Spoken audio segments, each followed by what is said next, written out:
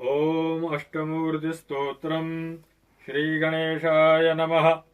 ईशावास्यमिदं सर्वं चक्षोः सूर्यो अजायत इति श्रुतिरुवाचातो महादेवः परावरः। अष्टमूर्तेरसौ सूर्यो मूर्तित्वे परिकल्पितः।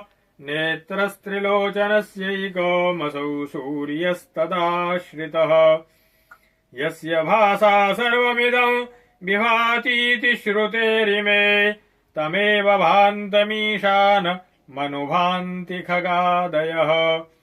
ईशानः सर्वविद्यानां भूतानां चेति च श्रुतेः वेदादीनामप्यधीशः स ब्रह्मा कैर्न पूज्यते।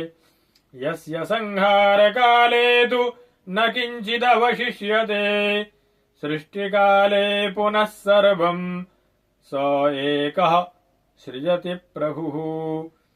सूर्याचन्द्रमसौ धाता यथा पूर्वमकल्पयत् इति श्रुतेर्महादेवः श्रेष्ठोर्यः सकलाश्रितः। विश्वं भूतं भवद्भव्यं सर्वं रुद्रात्मकं श्रुतम् मृत्युञ्जयस्तारकोतः स यज्ञस्य प्रसाधनः।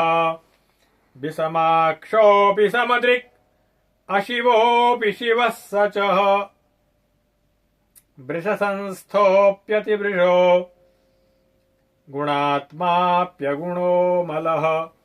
यदाज्ञामुद्वहन्त्यत्र शिरसा सुराः अन्नं वातो वर्ष इति शवो यस्य स विश्वपाः।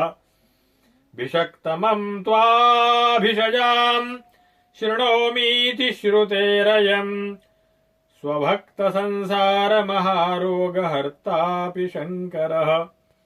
इत्यष्टमूर्तिस्तोत्रं सम्पूर्णम्।